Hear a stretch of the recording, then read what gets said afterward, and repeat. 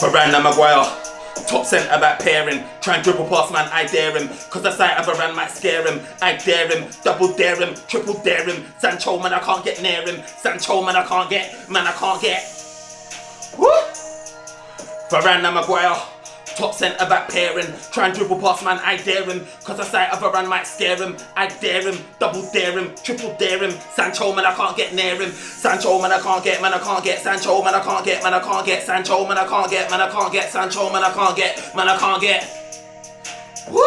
Yo, this is the OT99 Banter Room where opinions are shared and smoke gets served. We're back again with another one. It's your boy Firms and this is NK. And today we are going to talk about Varane. He has touched down. He has landed. Look, we got the hair. We go, look, I am gassed. Fully gassed. You know what? I'm sitting there. I'm in disbelief, to be fair, because I really can't believe that Manchester United has landed Varane.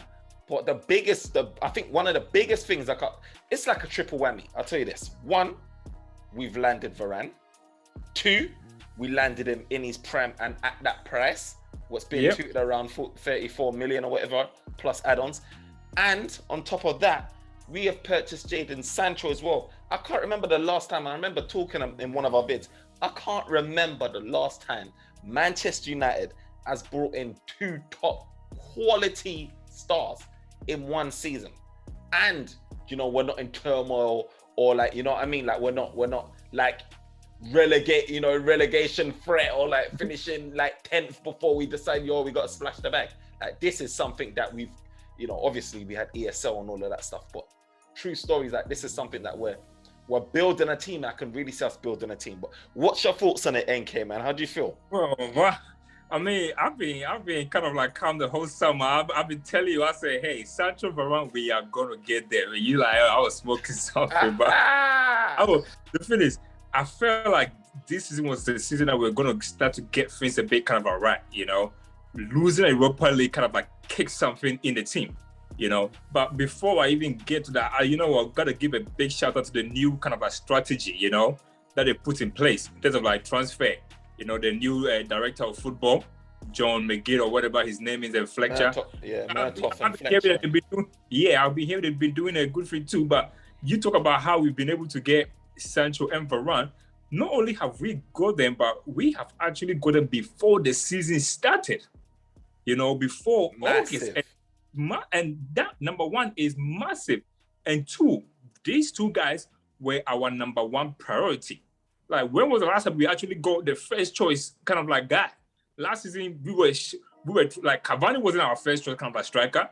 We were just looking around, just like, we just never do this kind of a business. So we actually like moving like a big club now, we get our transfer done early, which is very kind of like key to kind of like do. Like the noise coming out of there is very kind of like good. The fan base, we are positive. Everybody is kind of like happy. We are like in disbelief, but right now, you know what? The real build is over. The real build is over. No way using the word real build because the real build is officially over. Because the kind of like squad we got is officially over. So right now, we just have to come from that. I'm going to read a statement. So this is the official Real Madrid statement. It says, our club thanks you, Raphael Varane, for your professionalism and exemplary behavior during the 10 seasons in which you have defended our shirt, with which you have won 18 titles for Real Madrid. 18 titles. Now, like I said, this is a guy that we got for 34 million plus add-ons. It varies. I mean, we've heard 50 million euros, but let's say around the 40 million mark just to be safe. Look, we've got a guy, 40 million with all that quality coming in to Manchester United now. So we've signed this Varane, 28 years old. We signed him for 4 years plus the option of a 1 year contract extension.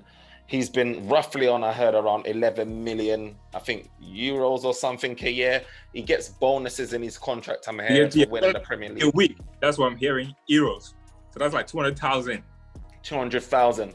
Which is really good. I mean, remember when we was talking about it? Which is double what he was earning at Real Madrid. Like, I'm shocked, Bro, we was talking about it and I said, I'll even be happy for Manchester United to pay up to like 300 and something, even 4. I was even happy to say that we should make him a highest paid player. Simple fact that this guy is not even more than Martial. He's not getting more than Martial. It's just crazy how we managed to get this deal over the line. It is insane. Right, and you know what? It tells you one thing. The thing about these two kind of like signing that we've done is that they both didn't really come for the money. You know, Jadon Sancho, I think for like the last like 2 years, he already made his mind that he wanted to come back to Manchester United. Yeah. I don't know what communication they had with him. And you know what? We went yesterday, even before he started, I heard a report like saying that he's just said that he don't want no club but Man United alone. And if you look at the wages to that, he kind of like accepted to kind of like come. It just tells you that this dude is not coming for, what do you call it, for the money. He actually coming for challenge. And you know what new challenge he's gonna get, because it don't get bigger than United. We are at challenge. Gas. So look, I'm hearing rumors that he could potentially be doing his medical this week, towards the end of the week, or latest, I believe, early next week. But he is gonna be holding up the shirt. He is gonna have his medical, you know, before, you know, I think he has to go through his quarantine stuff, 5 days quarantine because of the Spain quarantine rules or whatever like that. But he is going to be holding up that shirt really, really soon. It's been confirmed, it's official, and he's going to be a Manchester United player. Now, Manchester United, I'm just looking at our outlay. So we've spent 73 million. You know, before this transfer window started, really early on, James Cooper, I watched an interview of his, and he sort of gave a rough estimate or prediction of what he thought our transfer budget was. So he mentioned that he thought our transfer budget, you'll be surprised if it was anything more than 100. Now, when I was recapping on our transfers, Jadon Sancho, we spent 73 million, and now we've splashed about 34 million up in the beginning initially for Varane. It probably totals up to, you know, it totals up to about the 100 million mark. Now, I don't know how much. I don't really know the structure of Sancho's deal too much. I know it's 73 million. I don't know how much of that we paid up front. And then paid in 4 years. In 4 years installment. So I'm still trying to work out how much tangible cash that we have. Do you know what I mean? Because if you paid 34 million for Varane, you've got about 65 million left or whatever it is, 66. And then how much of that 66 have we given to Sancho in the first year? So that will show how much we've got. When they do budget like that, regardless of whatever the payment structure is, you still have to account for it as the long term of the contract anyway. So if they say like 4 years, you're going to have to spread the cost by 4 years. But even if you spread it by 4 years, when you were entering into the books, you still have to enter the amount there. So it doesn't matter what we paid cash, it's still going to reflect us. That is part of the budget. So if we say 100 million, no matter if we pay 20 million upfront, it's still going to be like 100 million like that there.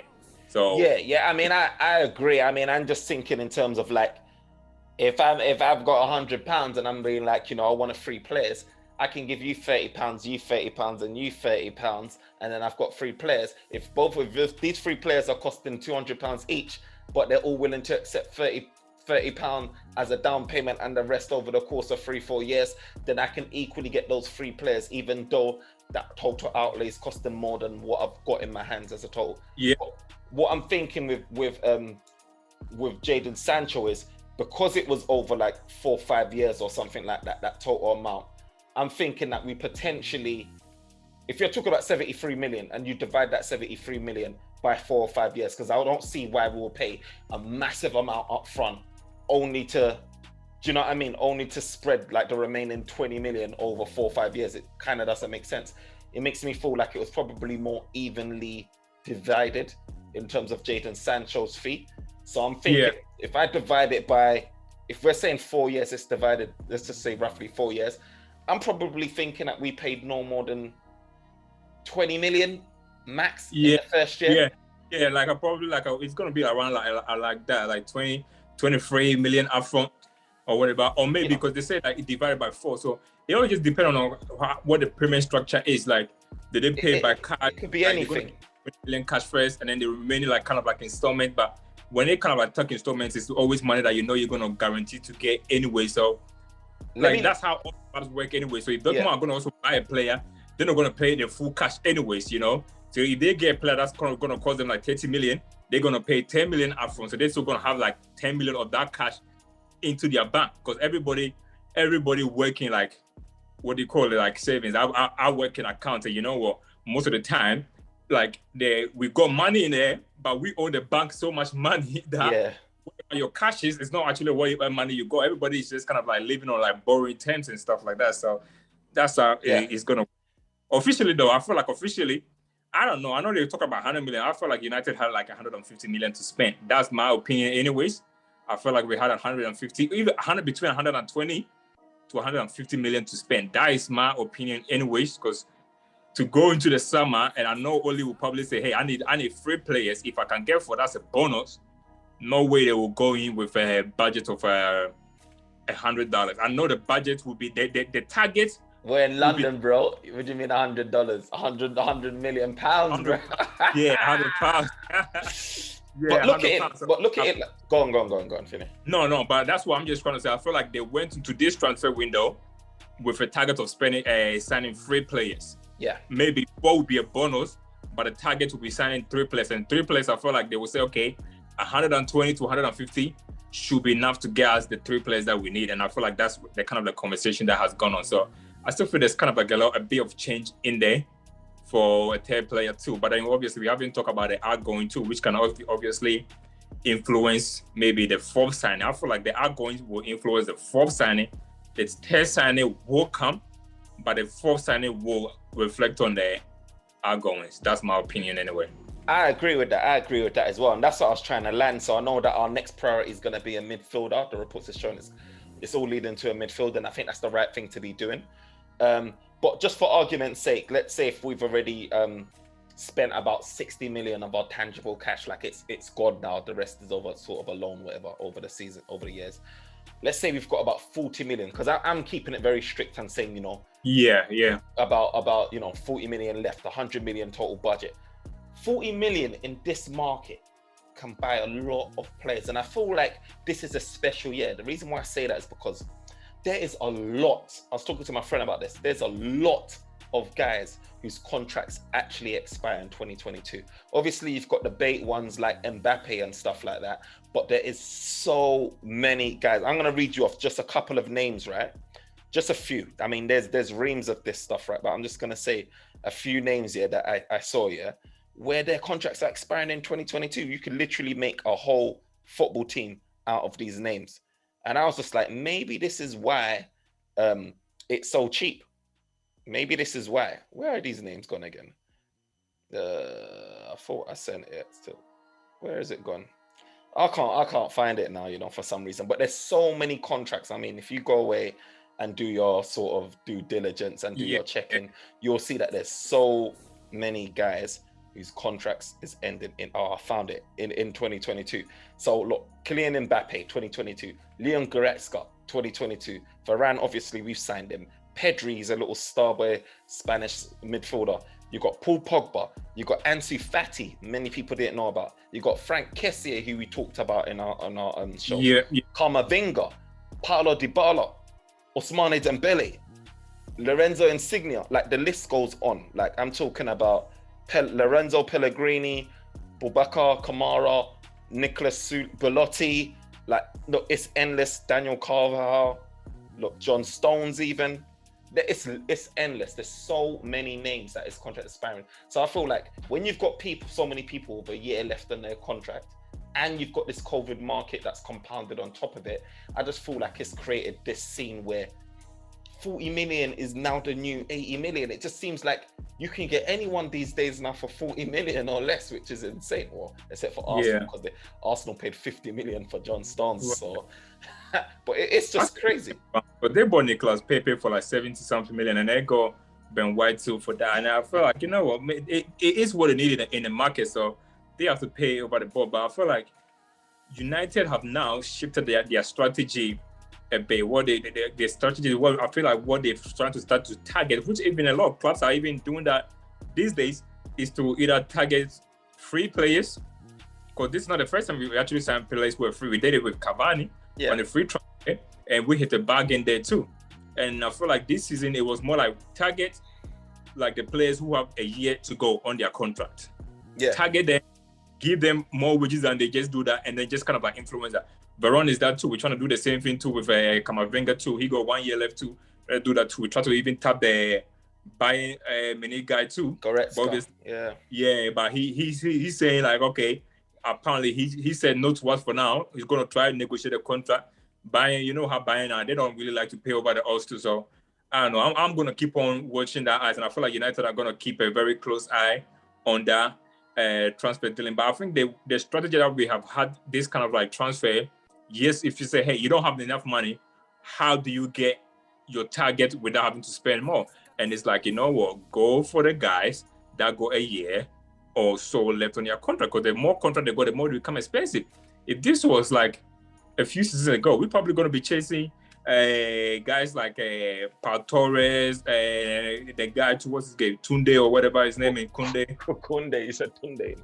Yeah, him, like we're going to be chasing that. Like Silva will probably want like 60 million for those kind of like guys, you know, and United will probably be going for them kind of like young up and coming guy with like a talent. We're going to pay like the big money for them, hoping for like potential and stuff like that. But I feel like the new strategy is go for those guys, offer them wages. We are the wage king. When it comes to offering wages, bro, ain't nobody gonna touch us. We got the highest wage bill in the Premier League, so we might as well just do that.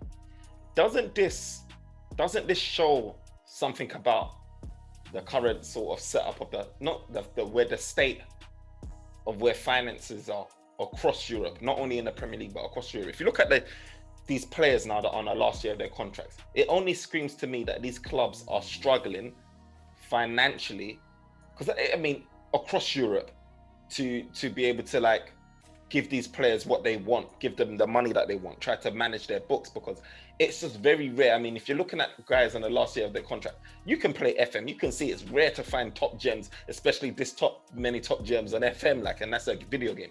In real life, you're thinking about protecting your assets 2 years in it. Like when you're under 2 years left on their contract, you want to start thinking about having those discussions. We're in a situation now where there's so many clubs, so many top players that's in the last year of their contracts, even us with Paul Pogba.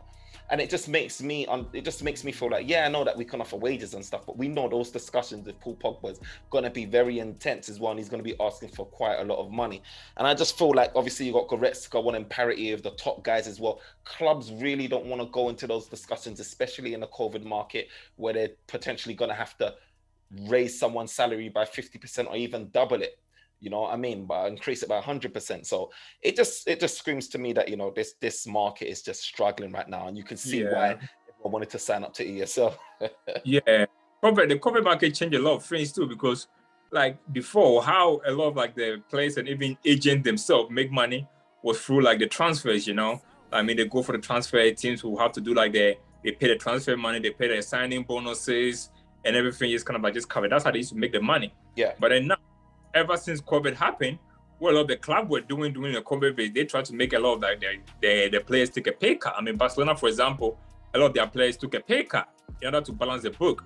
Now, if you're a player there and then you got 2 years left on your contract, normally, realistically, when your first contract, you get a bit of money.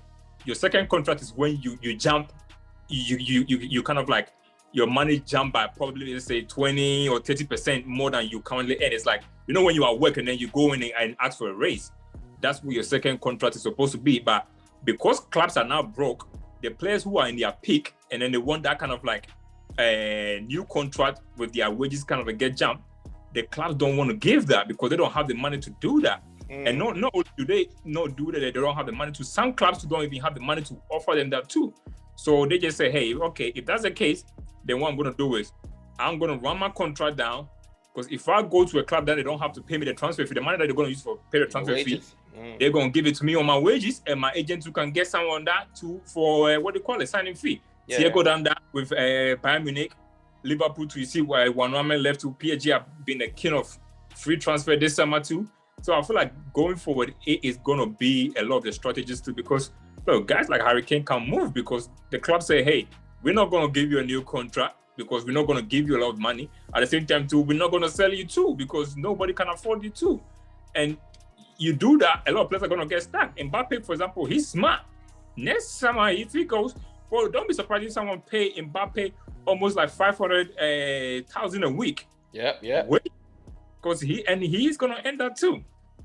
Yeah. 100% it's gonna happen, and I feel like I have a niggling feeling that, you know, Real Madrid could end up revamping very quickly. You know, next year they could end up getting Mbappe if he leaves for free. They could end up getting, I don't know about Pogba. I'm still a bit, I think he'll stay one more season, but next season, you never know what could happen. He could end up going there for free as well. And they could end up getting probably, you know, the odd few signings. But look, let's go back to Man United. So, yeah. I just had a thought in my head whilst I was talking. Manchester United's B team centre backs is going to be Eric Bailly and Lindelof. That's a strong centre back for B teams. You know what I mean? That's really good.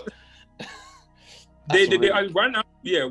What we do too is, if you look at both like the A and B centre back partnership, they both complement each other. Yeah. Whereas you got Maguire and Varane now, one with pace, and then 1-2 kind of like slow to by good interception too. Then you go Bailly and Lindelof too. Obviously, Bailly got the pace. Lindelof is not fast, but he's very good at reading the game too. So yeah, both of them, you're not gonna have like similar centre back playing how like Maguire and like Lindelof were kind of like playing. So I feel like in terms of the squad right now, look, the squad is literally, I mean, attacking wise we're good, goalkeeping wise we're good, but I still feel like the goalkeeping one of them have to go. Goalkeeping wise, we have a problem there. Defense, we don't have a problem there. People talk about the right back thing, but the right back, we don't have a problem there per se. Yeah, and maybe we're gonna do that too. The midfield is when you would say we don't know what's going on. We don't know what strategy Ole is gonna play or what, but we always feel like we just need something else there in the midfield for us to officially say, hey, we got one of the best squad, not even in the Premiership, but even across Europe, to be honest. And that midfield, I really do think it's potentially going to be Ruben Neves because he really wants to leave, or Saul Niguez from Atletico Madrid. They're both going to be, 40 million or less. It's going to be pretty cheap.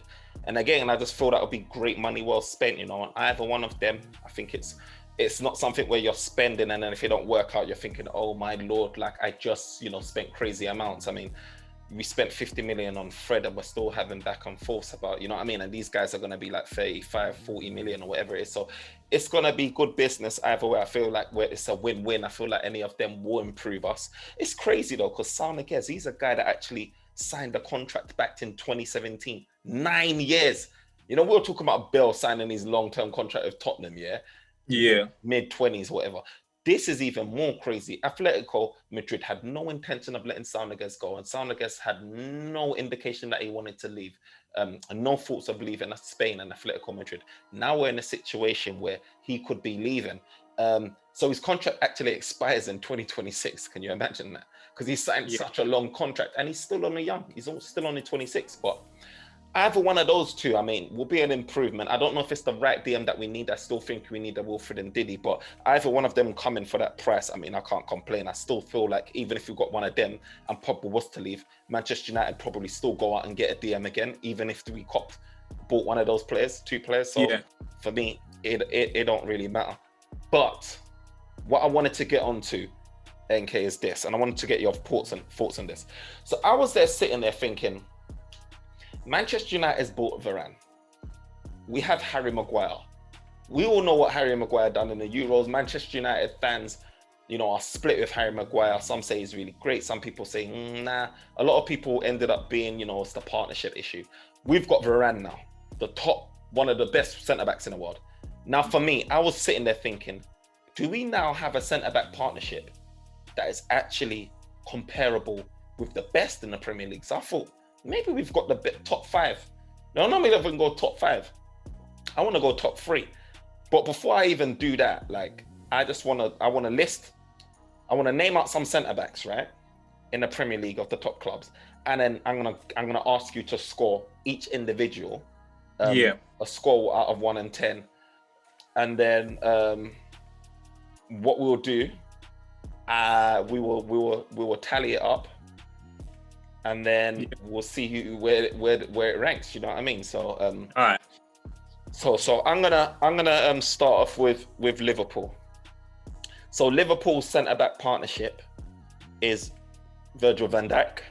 Yeah. And Konate. I'm assuming it will be Konate, their new signing, even though they got Gomez. Now, obviously, Van Dijk. What do you want me? You can rank him out of from what you've seen.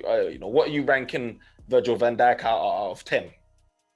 Well, if it was 2 seasons ago, I'll probably give him like a 9. But last season, even though he got injured, he was very suspect. I mean, he was in Liverpool team when Aston Villa trashed them like 5-6 something, and I feel like they found a way around him a bit last season too.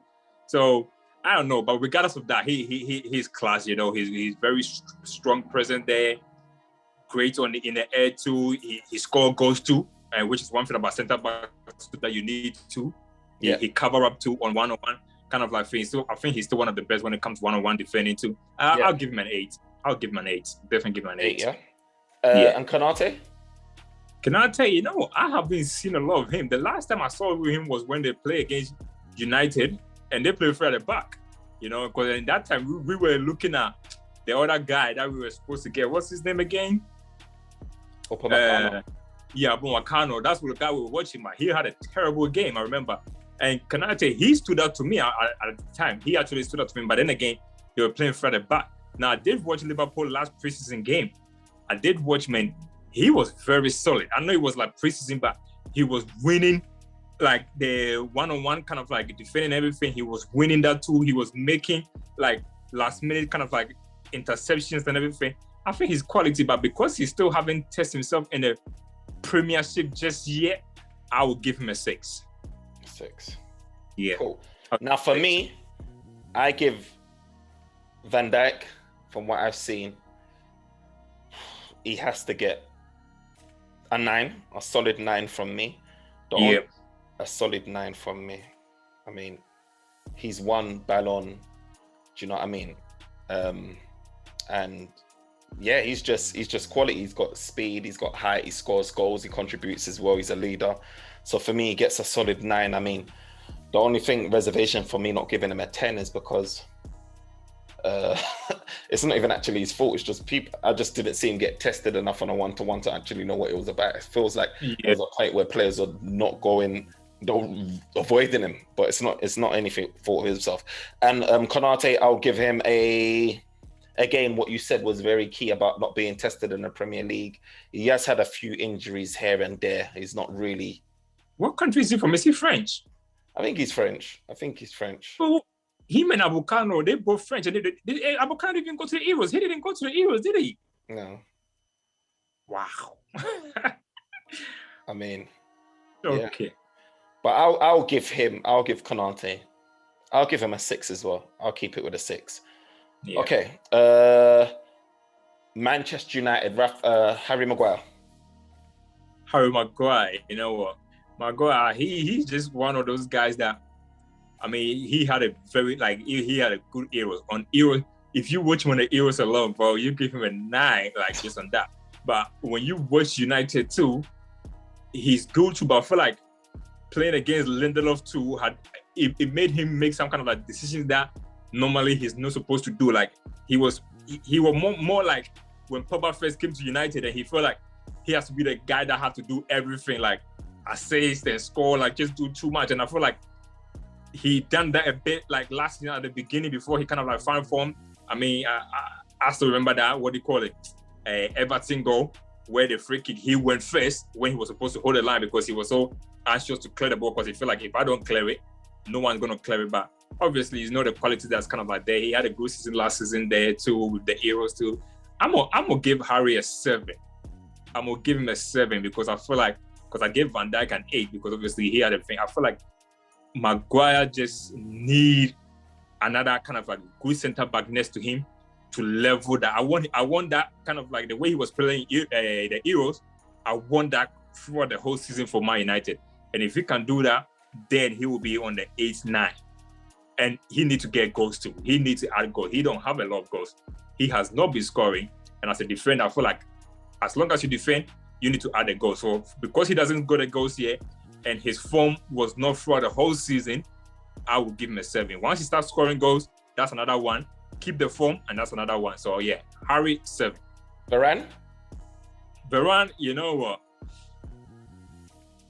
I'm tempted to give Varane a 9, but I'm going to also see same thing with him too. I feel like last season his form dipped.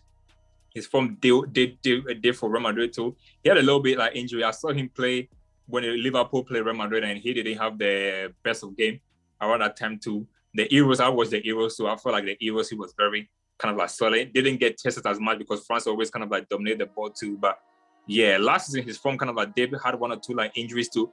And I'm still yet to kind of like see him in the Premiership too. I'm still yet to kind of like see him in the Premiership, but based on what he has done in the past and everything, I would definitely give him an 8. Definitely give him an 8 for that. Cool. So I'm gonna give Maguire. I've seen enough of Maguire to be able to sum up Maguire, and I feel like Man United fans are very harsh on Maguire.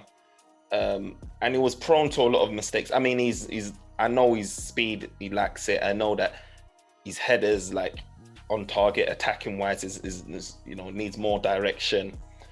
Yeah, he's had a few bloopers, but I do feel like partnerships has got a lot to do with that. I mean, I looked at Stones, when he was at City in his earlier stages, and now he's got someone like Ruben Diaz next to him. You can see the confidence flowing through his veins now. He's on form now, and everyone's starting to say that he's a quality guy living up to potential. So for me, I'll say Maguire, like, he's held his own. He was very reliable. For me, I'll give him a 7, like you said. I wouldn't give him more than Van Dijk from what I've seen of him. Obviously, last season he was out, but from what I've seen, I wouldn't give Harry Maguire more than that. You gave Van Dijk an 8. I gave Van Dijk a 9. I'm gonna give Harry Maguire a 7. I think that's fair. And then Varane. Now, damn, this is crazy because Varane, for me, I would probably put him up there and like Van Dijk, very close to Van Dijk, but I haven't seen what he can do in the Premier League. And for that reason, I can't score him as high as Van Dijk, because with all his accomplishments, we don't know what he's going to be like. We don't know what he's going to be like partnering Maguire as well. Just like we don't know what Konate is going to be like partnering Van Dijk and vice versa. So for me, I'm going to give Varane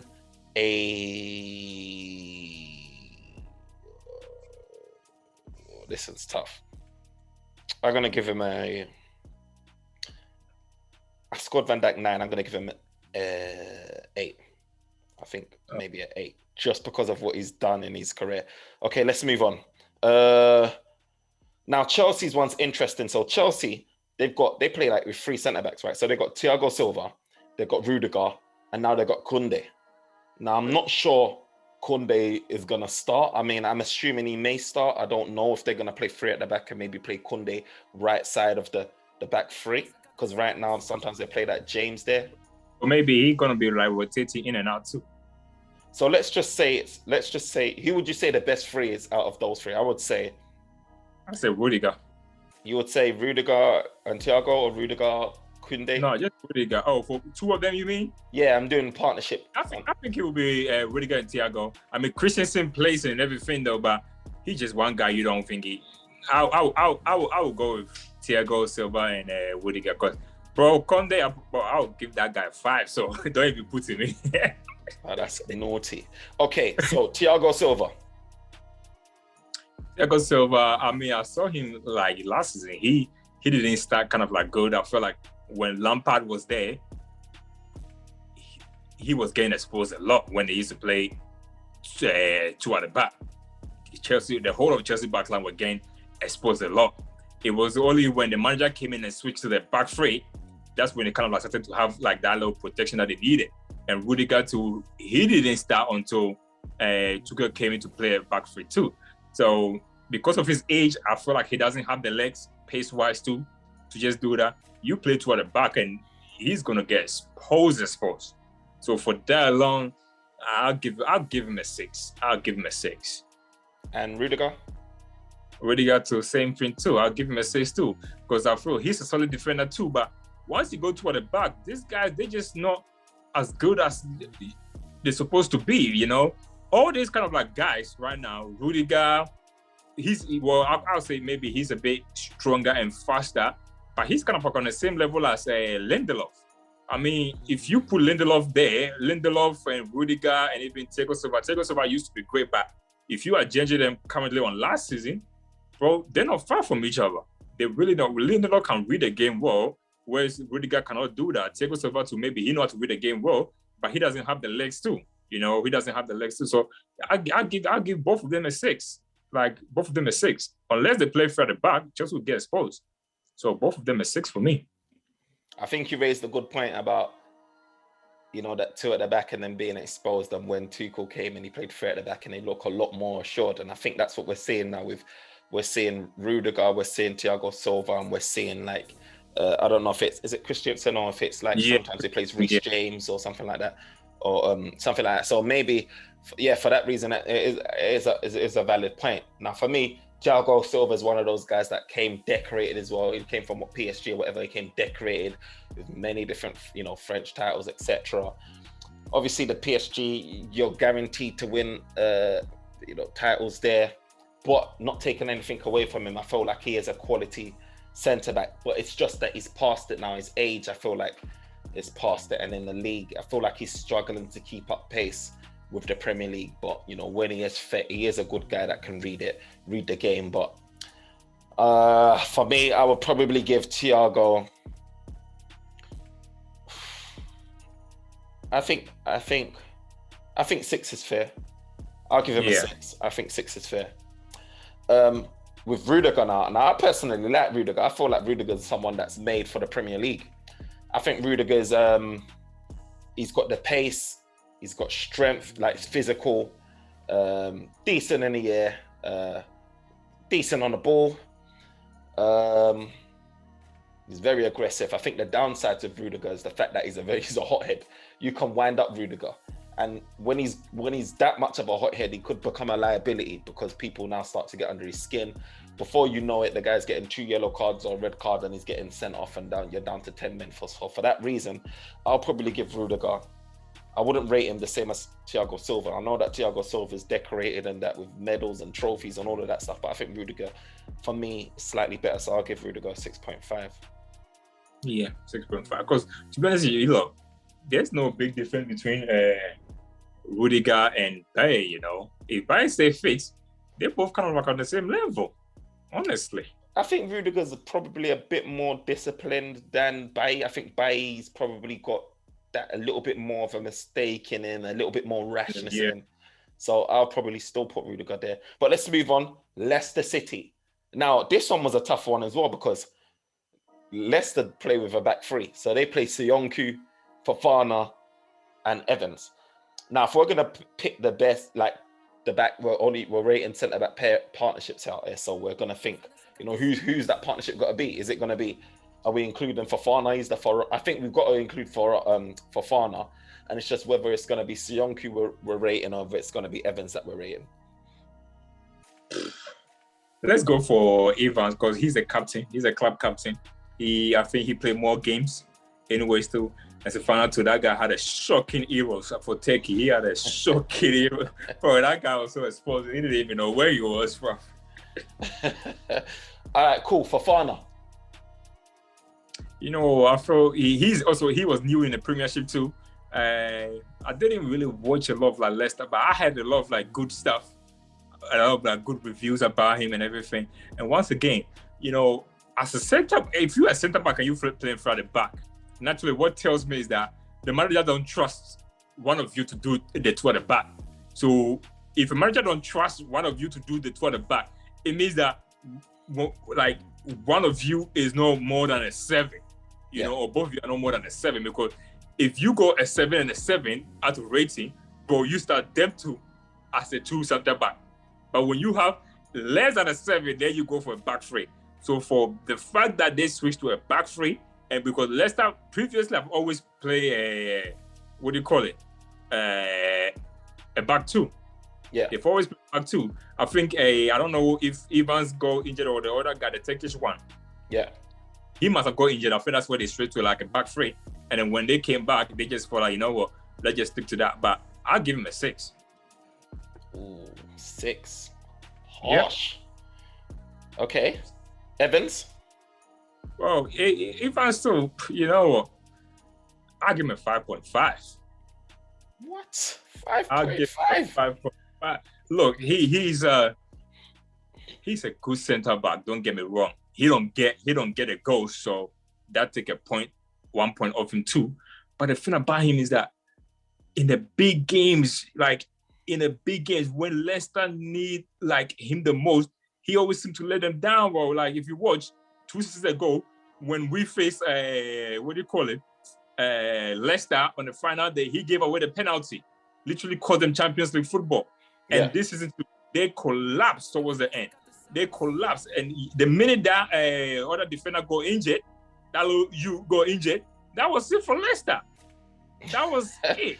No, seriously, when he got injured, they literally crumbled. I know they didn't have a lot of defenders too, but they crumbled. And I'm sorry, John Evans, he is good, but I feel like last season was like his last best season. If they carry on with him going forward, Leicester are going to keep on getting exposed. You know, he caused them that season when he gave the penalty away for Bruno to score, and then we all know to beat them 2-0. And I feel like this season, when that young boy got injured, Leicester defense collapsed, and he could not just do that. They were making mistake after mistake. For them to be where they were and not get Champions League football just because one defender got shifted from the equation. Well, I cannot, in my good conscience, give him that because they were leaking. I cannot, in my good conscience, just do that if he cannot see the team get past Champions League football, and he failed twice in a row. So I cannot give him anything more. I want to give him a 6, but he don't score the goals. And unfortunately, he does make a mistake too. So I'll give him a 5.5. Nobody in that, let's put it out this way, out of all the defenders in there, no one would take him. No one, none of the other guys are taking it into the top 4. No one would take him as a Fair enough. For Fofana, I feel like he had a wicked debut in the Premier League. I feel like Brendan Rodgers spotted a gem. He really is doing well for Leicester. He's got pace again. He's got speed. He gets stuck in. He's not the finished article, clearly. He's got a lot more work to do. You know, he's rough around the edges, but for me, he's got a very high ceiling, especially under someone like Brendan, who really does know how to coach these players, man. So for me, I would say Fofana, man. I mean, based on what I saw last season, man, you know, he had everyone talking about him, and it was good things, nothing but good things. So for me, I have to give Fofana a 7 because, you know, I give Maguire a 7. I'm giving Fofana a 7. I feel he had a really good debut season. So you're talking about him and Maguire like on the same level? I don't think they're on the same level, but I mean, if I'm judging it in terms of, you know, you've got a good point. I mean, if I'm judging it in terms of, see, how we're judging it is based off guys that's not played in the Premier League before, and you're kind of predicting the partnership, but also like guys that you've already seen. And then I'm trying to judge the partnership between Konate and Soyuncu, or more in this case, Evans. And actually, wasn't it good enough to get Champions League? That's for sure. You're right. I've downgraded it. Back, and then he got injured too. I've downgraded it, and the reason why I've downgraded it, just as I was speaking, I kind of talked myself out of giving him a 7, is the fact that Leicester game play a back 3. So when you're playing your back 3, you're not getting as exposed as much as those teams that are playing the back 2. So although he's a quality signing, you know, and he's versatile as well. I've seen sometimes he can play more. I think he can play as a right back at times as well. I'll give him a 6.5. I'll give him a 6.5 just because of that. But he is a quality signing, no doubt about that. Yeah. And he's got a high ceiling. And Evans, I think he's a veteran.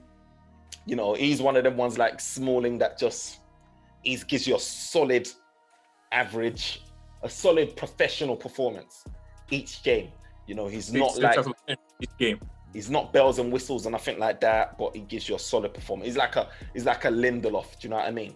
But obviously he's doing well for Leicester because that's the level where, you know what I mean, he get a lot of protection from Ndidi too. These guys get a lot of protection from Ndidi too. So yeah, that's another thing too. Evans, I'll give him a 6.5. Okay. You generous than I am. I'll give him a 6.5. Because I think Evans he's very consistent. He's very consistent in the way he performs. There's no Yeah, he's just a very consistent performer at his time at Leicester. So I have to rate him for that. All right. Arsenal. Gabriel. No. Man, no. Bro, come on, get it out of here. Let's go to City. I don't want to talk about. Look, we've got to do it. We've got. I'm not reaching that stuff, bro. Get out of here, We've bro. got to do it. We've got to. Arsenal part of the top 4 or 5, bro. Bro, you might as well do Tottenham, bro. Bro, you're taking the beep. Look, we've got. Okay, let's go ahead and do it, bro. Look, Gabriel, right? Oh. He's a decent signing last season. Do you know what I mean? They got him for what, 25 million or whatever it was, 30 million. It's very cheap. And then Ben White. So that's the new recruit, 50 million. So let's rate Gabriel first. Go ahead. I'll give him a 4. What? Bro, do you see how much Arsenal were leaking goals? I mean, he got injured too. He's not scoring goals. And he hasn't had a consistent kind of pattern. I felt like Arsenal's best defender was David Luiz. Even though he was old, he was their best defender. Gabriel got red card. I saw him get red card in one of the games too. Bro, I'm sorry, bro, man. When your team collapsed like that and they finish like what, 10 for 8, they finished league goals left and right. Couldn't even keep a clean sheet to save their life. Look, I give him a 4, bro. I give him a 4. That is nuts. Ben White? You know what? I'm not gonna lie. I haven't watched Ben White. I haven't watched him. I don't know what all the fuss was about because I know he was at Leeds, and when he was even coming back to Brighton, a lot of clubs were even after him from day one. So I don't know what the hype is with him, but the fact that he got an England call-up ahead of guys like Michael Caine, who played for Everton, and those kind of guys, it just tells you that maybe there's something there. You know, there's something there that maybe he didn't really score a lot of goals. I mean, I play fantasy football, and I always used to have like Dunk in my team compared to White because Dunk used to get most goals from like the back. So I don't know. I don't know much about him. I'll give him a 5.5. Just based on the fact. The 5 is because of reputation, and then the 0.5 is because he got called up to the England squad. So I'll give him a 5.5. I ain't seen a lot of him to give him like a 6. So I'll give him a 5.5. Your scorings. Okay, cool. This is banter. Smoke is definitely getting served now. Gabriel. Now, when he first signed for Arsenal, I thought, this is a decent signing. Good piece of business. He started off the season well, strong, tall. He was linked to us too. You know, he had his veneers. Yeah, we was linked to him as well. Like, he was shining, all white teeth. Do you know what I mean? He had the Brazilian syndicate going on with Willian and them man there. And, yeah, like he started off well. Got a couple of goals, I believe. Man, no more than 1 or 2. Yeah, maybe like 1 or 2. But I did feel like he, was a left footer, is not common. I did feel like he was a decent signing, to be fair. I did feel like he doesn't deserve a 4. I feel like he's got the pace, he's got the speed, he can play out of his own sort of defense. He's not great.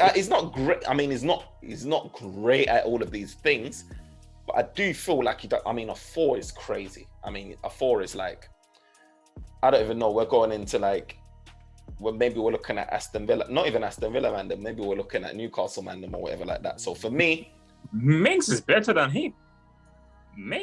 Aston Villa is better than him. I'm sorry, but Minks is better than him, and he got good leader quality too. Bro, Gabriel ain't. I don't even think he's gonna partner White, personally, but we'll see.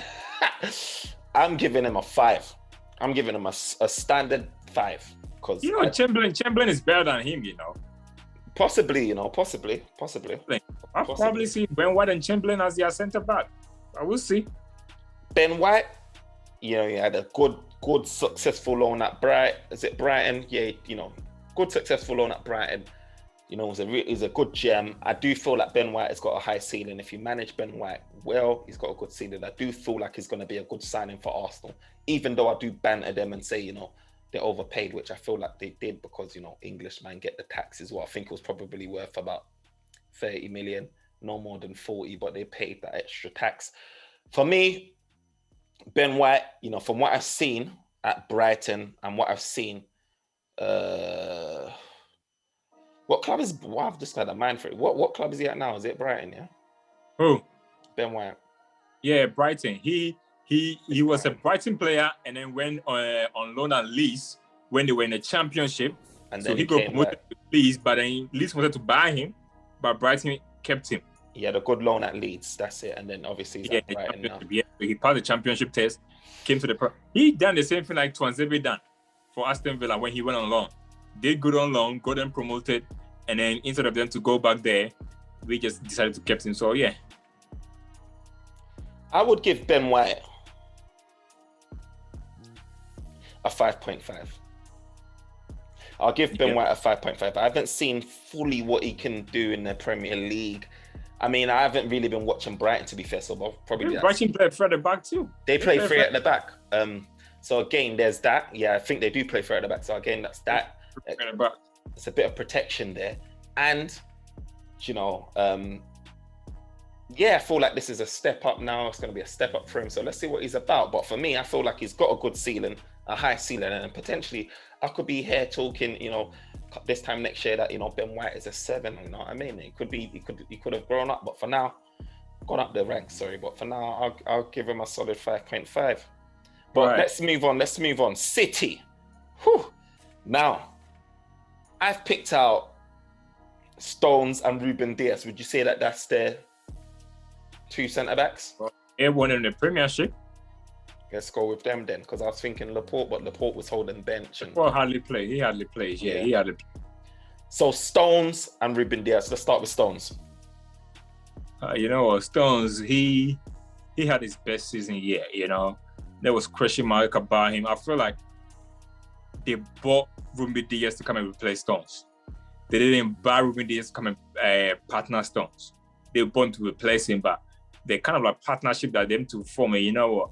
They always say, you don't win the league with your attack, you win it by the defense. And those two were very, very good. You know, 2 seasons ago, I would have given Stones a 6. 2 seasons ago, I would have given him a 6 because he had a lot of like mistake prone in him. Like he used to do a lot of like, the mistake and everything. But last season alone, that 6, he get 1 point for the partnership he formed with Ruben Dias. The amount of clean sheet that they were getting, like they were getting clean sheet, they were grinding that 1-0 win. And you know what? When a team is just getting that 1-0 victories, it tells your attackers is like, you know what?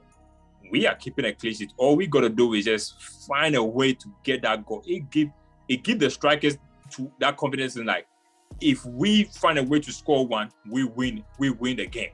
And for a whole team to feel that way, well, you got to appreciate the defenders for that, you know?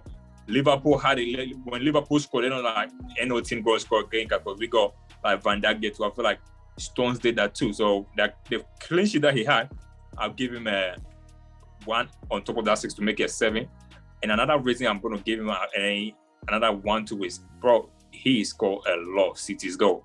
I think last season he got like about 5-6 goals, if I'm not mistaken. They won 1-0, 2-0. I had him in my fantasy football team, and he was scoring. Like when I say he was getting points, he was getting clean sheets, and he was. I think he scored like 2 or 3 crucial goals for City. And sometimes when you win the league, it is those kind of like moments. You know, Company scoring that big moment against Man United. Your defenders play so much key roles, and for that, I'll give him another 1. So Stones get 8 out of 10 for me. 8 out of 10. Wow. Ruben Dias too. It was his first season. You know what?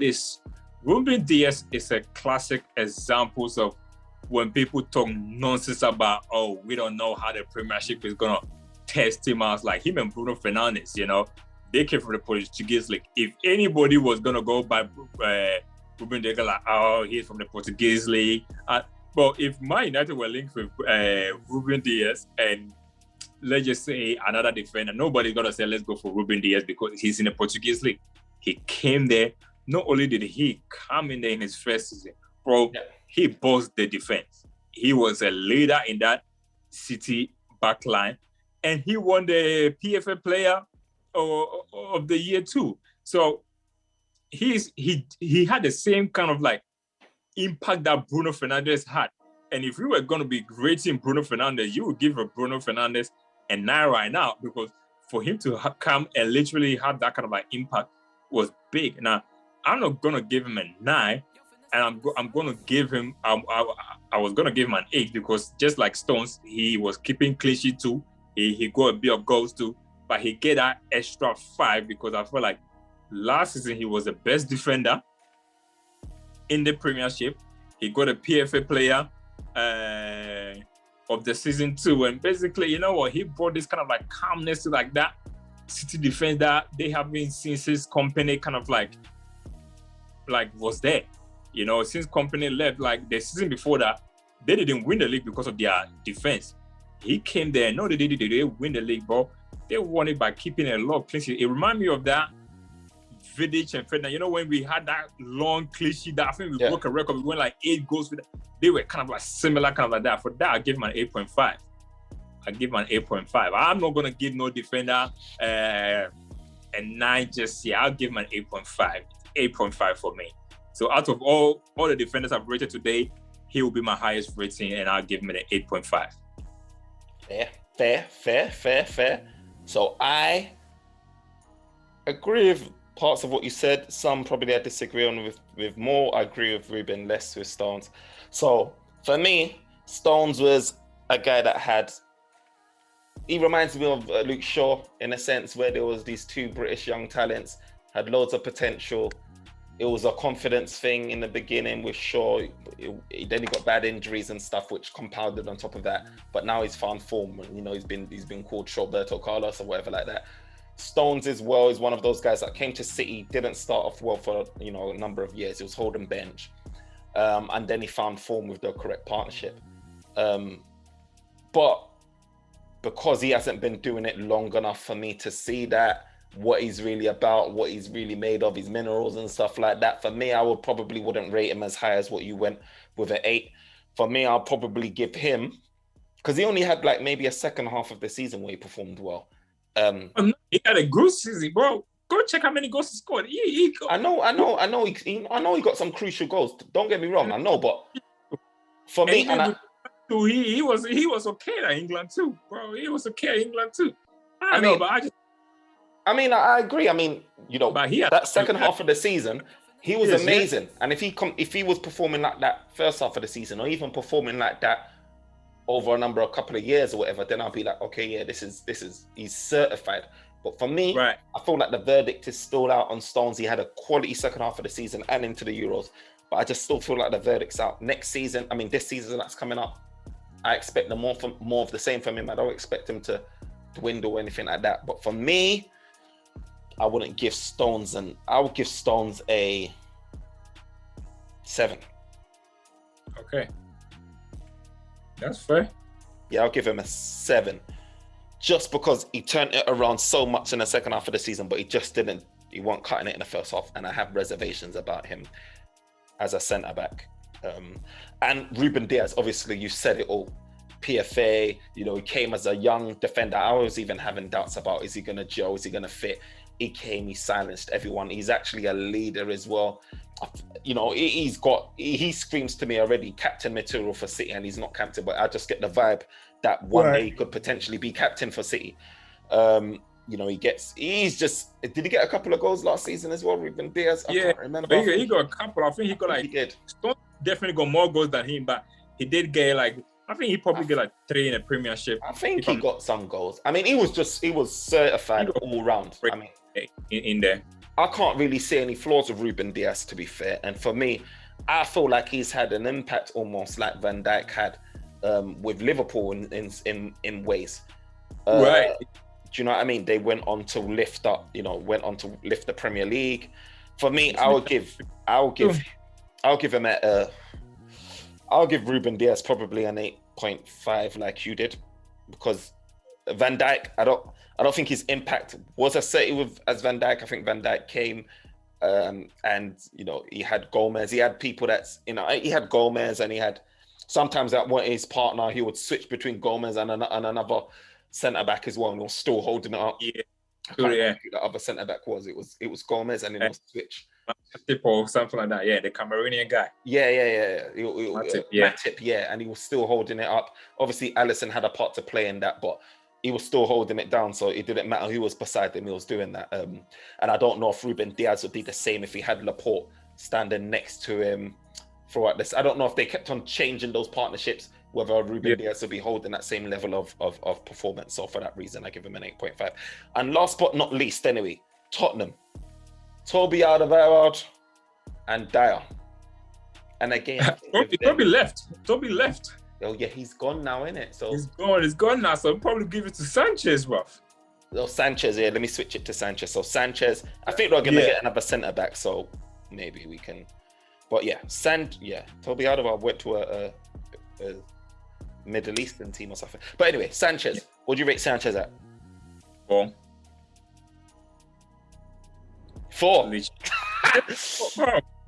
Bro, I'm just gonna do both of them together. I'm gonna give both of them a 4, literally, because look, Tottenham, they were where they are not because of the attack, because they had one of the strongest attack. Kane and Son were banging it goals left and right, but that Tottenham team could not hold a lead. But Tottenham could be winning 2-0, and you just knew they were just gonna concede. And you know what, Mourinho built everything on defense. So for Mourinho to be playing boring football and to be conceding a lot of goals, but you know there's something wrong to that. And they were conceding. I remember there was one game that I was thinking they were winning like 3-0 or so. They managed to concede 3 goals. They just could not keep a clean sheet to save your life. And they just never had a comfortable victory. I did not watch Tottenham last season where they had a comfortable victory. And even when they were on top of the league at one point, they just collapsed, literally just collapsed. The whole team just collapsed. Sanchez, Mourinho don't trust him, because even when he was a Man United manager and we played Ajax, he told them to target him. Literally told our striker to target him because he got mistaken him. It just Dyer is never a centre back. He just never a centre back. No, bro. Even Leicester will not have him playing centre back for them. Leicester. I don't even think Arsenal will even have him playing centre back there. And Arsenal are desperate, bro. So I'll give both of them a 4-4. Easy, but 4-4. Do you know what? I can't even, I was kind of shocked before, but then when I thought about it, I thought like, they're both kind of washed still. So for me, like Sanchez he's a guy that's got that physicality. He's like an Eric Bailly, but Eric Bailly is better to me. But he's that physical, strong pace, but where he makes up with that, he lacks with in terms of like the technical side, the football. He don't have the intelligence. He don't know the position wise. Very bad. That's his position is really bad. Yeah. And for that reason, I have to agree. I feel like he's a 4. And with Eric Dyer is one of those guys. He's one of those utility type players. You play centre back, you play in midfield. He can potentially play even right back, but not be a master of any. He's just a guy that just plugs the gap. And I don't really like players like that, to be fair. I've not seen anything that stood out with Eric Dyer being at centre back. For me, he's just an average Joe. He's a very average Joe. So for me, I'll probably give him a 4.5, because I feel like probably he's better than Sanchez in my opinion. But he's just not got the minimums. Okay, so let's add this all up then.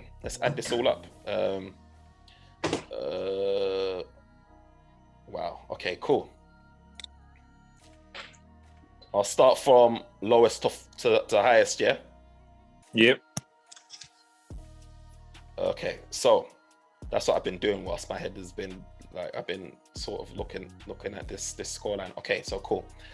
So obviously it's clear to see that the lowest out of all of them was Tottenham's defense with Sanchez and Dyer. They scored a 16.5. So they came last placed. And that's fair too. Bro, with Tottenham attacking, if they had a good centre back, I think Tottenham could have probably got fifth position from them, because they had a better attack than Leicester, to be honest. Yeah. No worries. They came seventh. Cool. Is that my ratings or your ones? I've joined both of our points, so it can be a little bit more. Cool. Yeah. Okay, that's good. So that's seventh, yeah. So Sanchez and Dyer, they got seventh. In sixth place, we've jointly scored Arsenal. So Gabriel and Ben White. So they scored 20 points. Yeah. So they got sixth place. In fifth place, we've ranked it as, this is a joint actually. So maybe we say joint fourth then, because yeah. So it is, we've joined. This is strange actually. So we scored 24.5 for Chelsea and Leicester. So Thiago Silva and Rudiger and Fofana and Evans, we've both given them 24.5, which is interesting. I mean, to be honest with you, it is interesting too, but it just speaks to you. I mean, both teams play Champions League winners. Yeah, it don't matter Champions League winners, but they got. I feel like they got the Champions League not because of their they play back three. I think they got Champions League because of their 2 DM. Yeah, Jorginho and Kante won in the Champions League because attacking wise they were not great. Yeah, and in the back three, but they had like 2 of the best DM. I mean, both DM people are talking about both of them like contesting of winning the Ballon d'Or, and that tell you what you need to tell you. To be honest, everybody's envy of Chelsea's DMs. Every team in the Premiership is envy of their DMs. No, I mean, I think when we rationalized it, we tried to rationalize it fair, right? So, right, Chelsea as a squad, as a whole team, they're really compact and tight. But if we're just talking about the centre back partnerships, I think it's fair. Why they're looking for a new centre back anyway. And it shows why they probably play 3 at the back as well. So, third place went to Liverpool. So Virgil van Dijk and Konate came third place with 29 points, and I feel like obviously Van Dijk, he carried that scoreline, those points, because we both scored. Konate a 6. It's just the uncertainty with that. But I scored Van Dijk a 9, you scored him at 8, so they ranked third place. I mean, if this was a season on and we could assess it, maybe it will be Liverpool who's amongst the top. Justified too, because last season too, I think their form last season kind of, I just showed too. Van Dijk hardly played last season. Is we need to see how he's even going to be like after that kind of like big injury too, because we got to see. It's a testing time for that Liverpool defense. For long as they were the greatest, but we'll see. We'll see.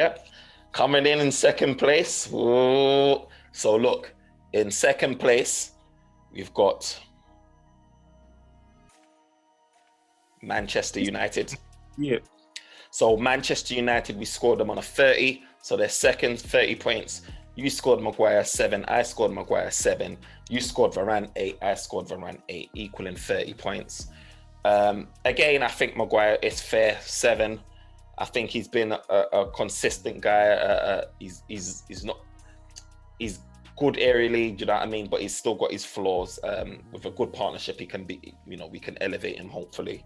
And Varane, again, he's a guy that's decorated in La Liga. We haven't seen him in the Premier League, but because he's a world-class player, we both scored him at 8, as you can see, but that could all change again. Varane could come Premier League and just be crap, and then we'll have to revisit this at some point.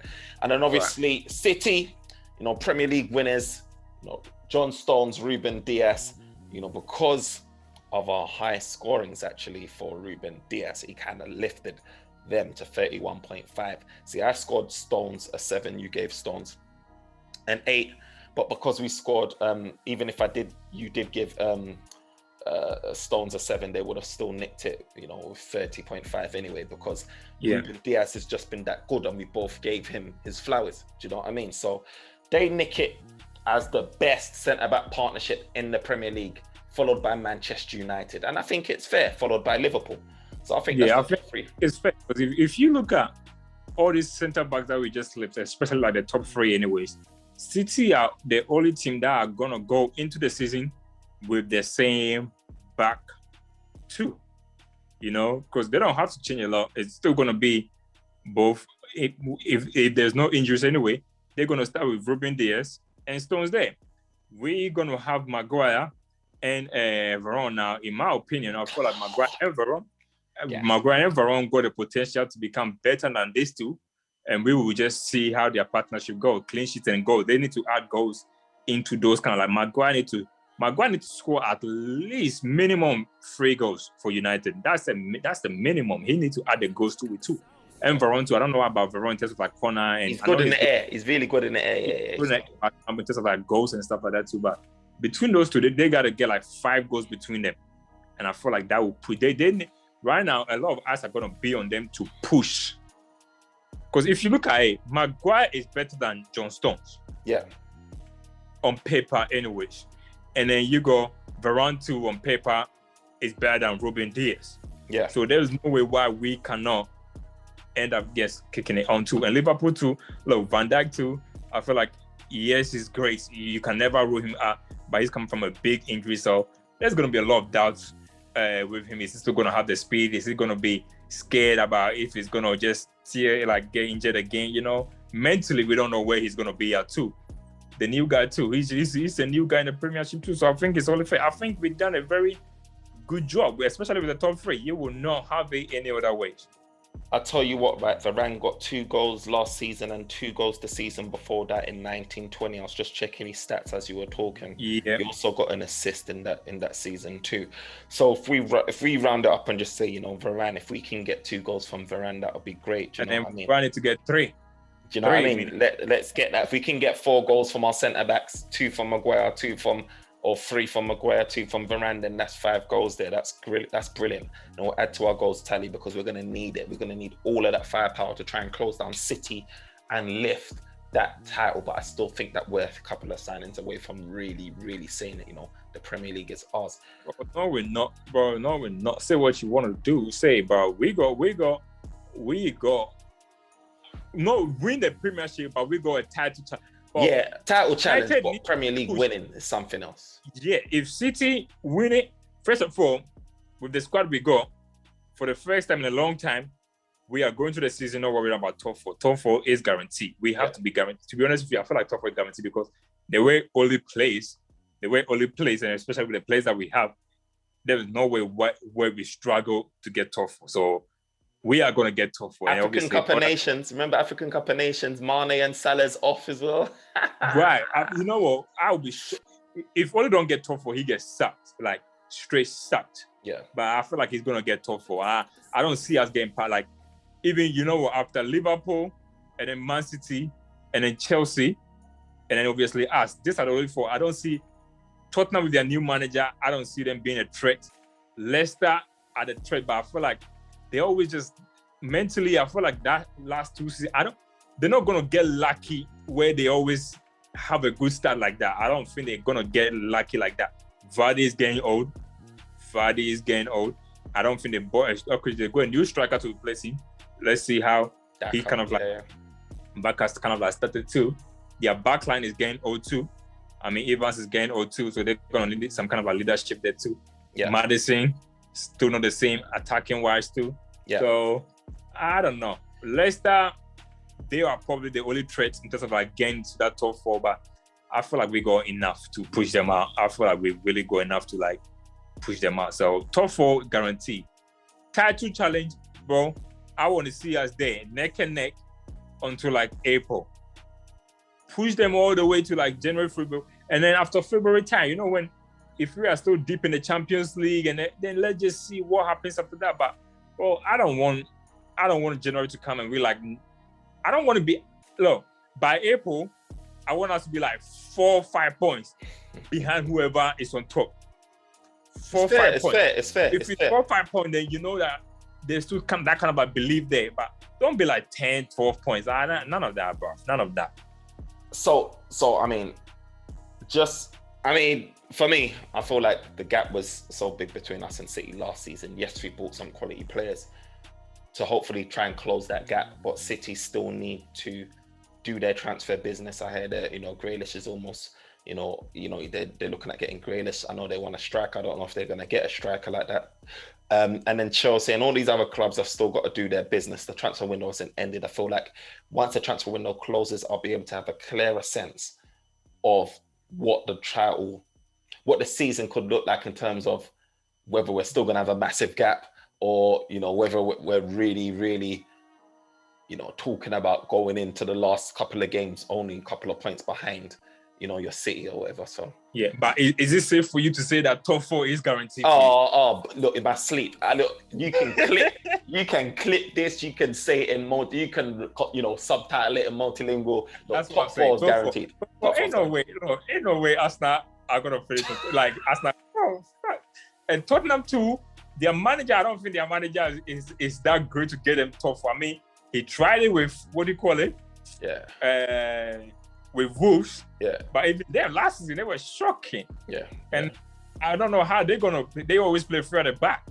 And Tottenham like attacking football too. He plays some boring football too. So it's only how they're gonna kind of like receive him too. There's Harry Kane, which I feel like they're gonna lose him. I really feel like they're gonna lose him too. Top 4 to me is gonna be in no order: City, Chelsea, Man United, and I'm rooting for Leicester. I think Liverpool's gonna miss out on top 4.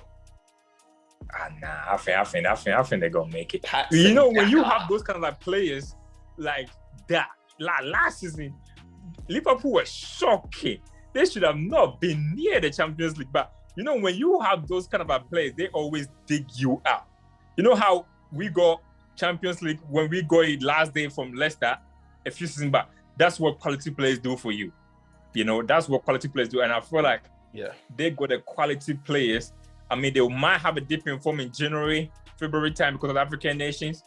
I don't see them as title favorite. I really don't see them as title favorite. I don't think they're gonna challenge. As City are still my number 1 title favorite, and I'll put United second as the second favorite. Liverpool probably be like 10th favorite. Chelsea, they don't have the strikers to say they can go on there. If they do, they have to do what Kante done, where they just become very solid and just literally grind that result back. Last season, even in the Premiership, Chelsea's squad is good for tournament football, but not good enough to maintain it for a whole season. Well, there you have it. Look, this is the OT99 Banter Room where opinions are shared and smoke gets served. You heard our opinions. I mean, we've seen Man United, making strides, making, waves in the transfer market at the minute.